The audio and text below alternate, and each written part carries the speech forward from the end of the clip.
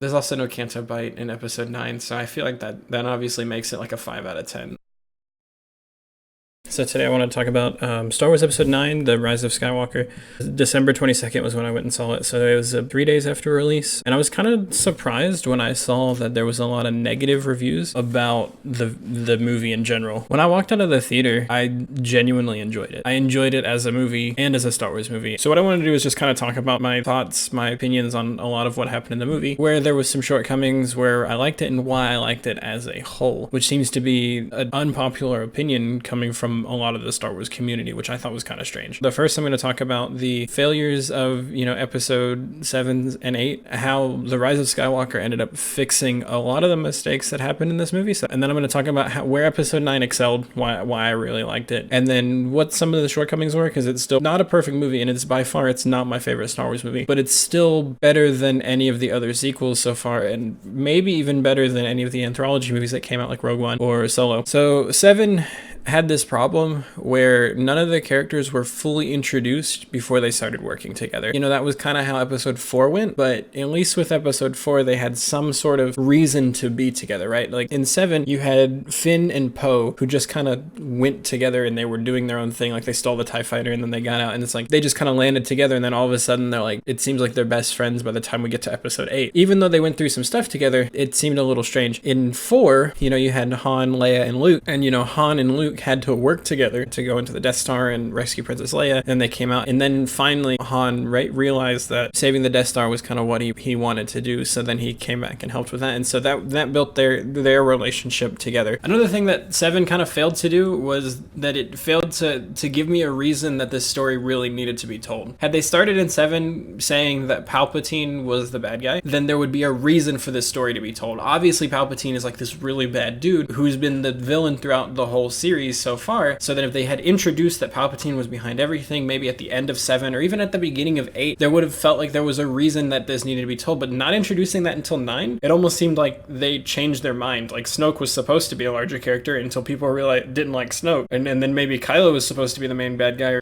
My point is it seemed like they didn't initially have the idea that Palpatine was supposed to be the villain. That as a trilogy didn't feel right, and so when you get 7 and 8, felt like there was no need for this trilogy to be told. Who cares? It's Star Wars and they're placking it on for money. So 7 as a whole felt like it was okay. Like it wasn't the worst movie and it wasn't the best. It felt very safe. And then 8 just took it in the complete opposite direction, right? And so the problems I've always had with 8 was that episode 8 was trying to tell you the whole time that this is not a true Star Wars movie. This is a movie that, let the past die. That was said so many times. It's like it's like we're brand new in Star Wars and we're doing a thing. I've been saying this for about 2 years to all my friends. They're probably tired of hearing it. Is that episode 8 would have been great, and I would have forgiven Canto Bite. I would have forgiven the Holdo maneuver. I would have forgiven Rose as a character. I would have forgiven all of that writing had Rey said yes to Kylo when he said join me. Because all throughout Star Wars, there's times where somebody says, join me, and every time they say no. And if you're doing a movie where it's like let the past die, kill it if you have to, change, this is not a Star Wars movie, that we're doing something else, then had Rey accepted Kylo's help, and then the Resistance would have felt really like there was no hope, right? And so that would have been an interesting way to mold from that point into 9 and somehow maybe have a Kylo redemption arc and then Rey's the bad guy and Kylo's the good guy or something along that lines, and that would have at least been interesting. But having it to where when she denies him and she says no and she runs away or does whatever she did in 8, I actually don't remember because I haven't seen that movie more than like 3 times. That just means that you're just back to Star Wars. You basically said this is not Star Wars, and then at the end of it you're like, oh yeah, this is still Star Wars. Why was 8 directly after 7? We have no idea. It was such a strange decision, I think, because every other Star Wars movie has some gap in between it, right? There's some sort of time lapse between when the one movie ends versus when the next movie begins. That's what the yellow credits are for. That's kind of what Star Wars has always been, is that you just take time gaps out of it. You also had Luke's character just kind of got blown into the wind. Like, why would he not care that Rey's there? Why would he not care about the Resistance? Why would he not care about his sister? His character was just obliterated in 8. And then you had, of course, Canto Bite, and then you had Leia's Superwoman force abilities, whatever jazz was going on there. You also had the General Holdo maneuver, which it just caused more questions questions to be asked than anything answered. It was like a cop-out. It was like they tried coming up with an idea for the resistance to get out of the situation, and they couldn't, and they're like, well, we'll just have General Holdo turn around and throw light speed. But it's like, why didn't she try that earlier? Why was this never used in any of the other Star Wars movies? Because it's obviously a cop-out. That's the answer. And then you had Rose as a character, which I feel bad for the actress, because now she's like stuck as like everyone remembers her playing that character. There was also a lack of meaning behind Luke's death. Yes, he needed to be a Force ghost. We get this. Yes, he probably needed to die in that episode, but he went like a complete 180 from trying to be a hermit hiding in the woods, like redoing what Yoda did, and then ended up doing the complete opposite and martyring himself for some apparent reason so that they could escape. I also never understood that, like, when they escaped, couldn't the First Order just have some ships fly after them? Like, they didn't see that? It didn't make any sense to me. Couldn't we just take episode 8, chop it up into like a 10-minute piece and like throw it in the end of 7 and then make a whole nother movie, like had 9 and then had something else go on after that? Like, they could have definitely expanded that, and then it felt like 8 was a waste of time. There was also still a lot of questions that were asked in 7 that were not even touched on in 8. The big 3 that I keep coming back to is who were the Knights of Ren, who were Rey's parents, and who was Snoke? And none of those questions were answered until 9, and one of those questions still wasn't answered in 9. Really, that's all that 8 did, was kill Snoke. There's not much else that I can remember from that movie that was super important to the story. So 9 did come back, and they fixed a lot of these things. First of all, Luke becomes a little bit of a better mentor as a Force ghost by, pushing Rey where she needs it, to realize that she is the last Jedi, that she is a Jedi in general, even if she does have these dark side tendencies. Even if she is the granddaughter of Palpatine, it doesn't matter. Also, 9 goes off to call the General Holdo maneuver 1 in a million, because somebody comes up and mentions, like, why don't we just do a Holdo maneuver through the planet of Exegol? And it's like, yeah, it makes sense that it's 1 in a million and then it shouldn't happen. But that statement makes 8 even more disappointing, because that Holdo maneuver probably shouldn't have worked. And so, like, imagine if it didn't work. Well, the Resistance would have been gone. They would have died. That's tragic. I also like the fact that the invasion on Exegol didn't feel like another Death Star raid. The invasion on Starkiller Base definitely felt like another Death Star raid, because that was definitely what they were going for. But I feel like you have to branch out in 8 and 9, and I feel like 8 branched out in the wrong direction, and 9 branched out in the right direction. So Exegol, the invasion didn't feel like a Death Star raid, because they're not in trenches and they're not flying around and blowing things up specifically. They're just, there's all these Star Destroyers above, and that's like a whole different thing. Rose just completely got deleted in this movie. Like, she had 2 lines, 3 lines, I didn't count, but basically she was non-existent as a character. And like, I feel bad for the actress, because I'm sure she worked really hard and was super excited to get a role in Star Wars, and then kind of disappointed that her character got butchered. Now, 9 had some failure points and some excelling points, and so I'm going to go over the positive points that I found before I go over the negative points that I found. So first of all, the ways that 9 excelled, and you could say that I fell for it, but there's a lot of fan service in episode 9, especially in the last 30 minutes. It almost felt like the last 30 minutes of episode 9 was like an apology for episode 8 going so far off course with a normal Star Wars movie. You had Chewie's medal, Rey's yellow lightsaber, you had the Force ghost of Luke and Leia Skywalker, and then you had all the voices from all the old Jedi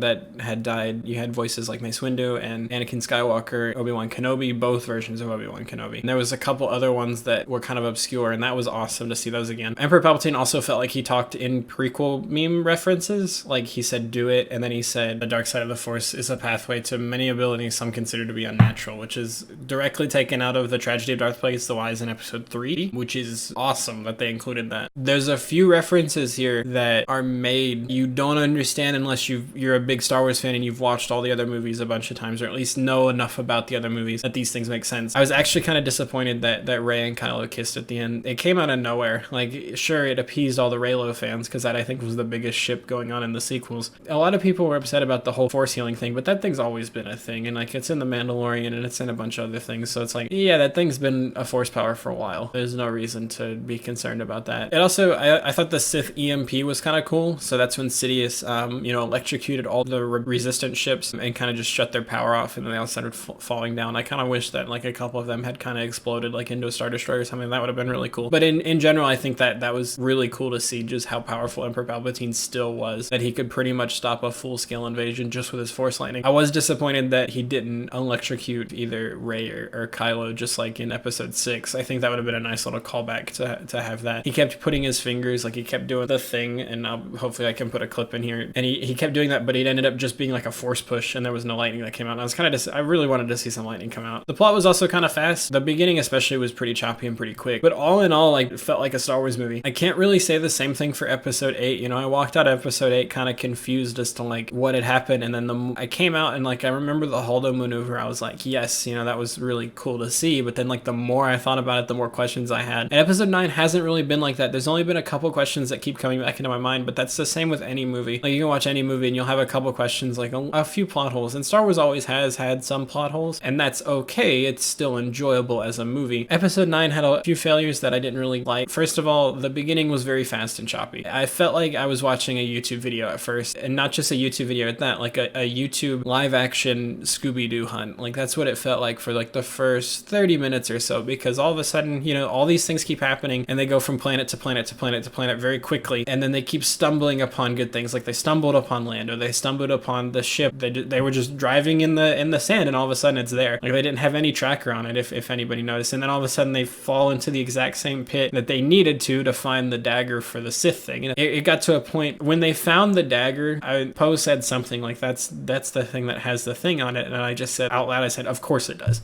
And that was the moment when I thought I was going to be disappointed in this movie, because it just felt like there was no effort that the characters had to exert to get to their destination, and that felt bad. But now that I'm thinking about it, they had to get from the end of episode 8 to the point where Palpatine is having a fight with Rey. Like, that was the final conclusion. That's where we wanted to get to, and you can't get to that point until you go through all of these other things. And so it kind of made sense. I just wish there was more effort exerted by the characters to get to that point. And of course I have to excuse some of the editing, especially at the beginning in the scenes with Leia, because, you know, Carrie Fisher had died, and so they just used deleted scenes from episode 7 and 8 to kind of make the scenes with Leia in it. And so that kind of felt strange, of course, because, and I can forgive that. And so of course it's gonna have to be a little choppy and quickly edited to kind of fit around those scenes. And I think they did a pretty good job when it came to that part. I also don't like that a lot of the new characters were very poorly introduced. There's the character, and I can't even remember her name, but she was like one of Poe's old friends, and so like they had a relationship going on that we hadn't seen before, and there was no built up onto that. I felt like it was very poorly introduced. There's also no real explanation as to how Palpatine came back. Like, he went down the chute and he exploded in the Death Star. How was he back? Was he reincarnated? Like, there should have been some discussion on how that happened. You know, in the books he was possessed like clone troopers, and that was an interesting idea, but they never specified how it was done. And I always think, you know, the backstory would be cool, and I'm sure it'll be answered in one of the books, but I wish they had had time in the movie to present it. And so had 8 explained who Rey's parents actually were, maybe at the very end of the movie they'd be like, you are a descendant of Emperor Palpatine. Then it'll be like, whoa. And then at 9 you see that Palpatine's back, and that's like even bigger exciting. And then 9 would have had a chance to explain how Palpatine came back and why he's after Rey in the first place. Also, there was a scene where Finn tried telling Rey something, and then he never got around to saying it. Like, it was mentioned twice. It was mentioned when they went into the quicksand, I guess, and then it was mentioned again when Poe and Finn were about to be executed, and then Hux came back and did something, which that was also strange. Hux being the rebel spy doesn't make a lot of sense. Hux was very much First Order ingrained. If you remember in episode 7, he was the one who gave the Nazi Hitler-like speech where he was yelling with all the people on Starkiller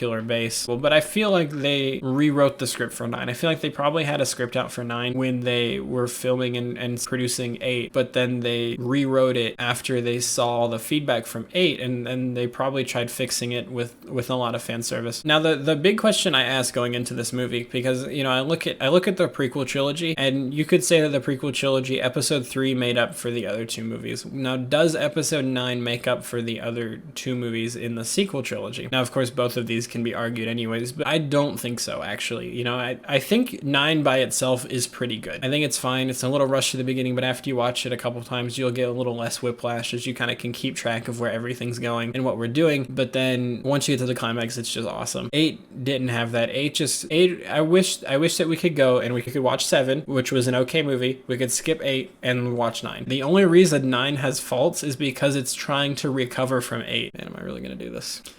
I don't want to do this.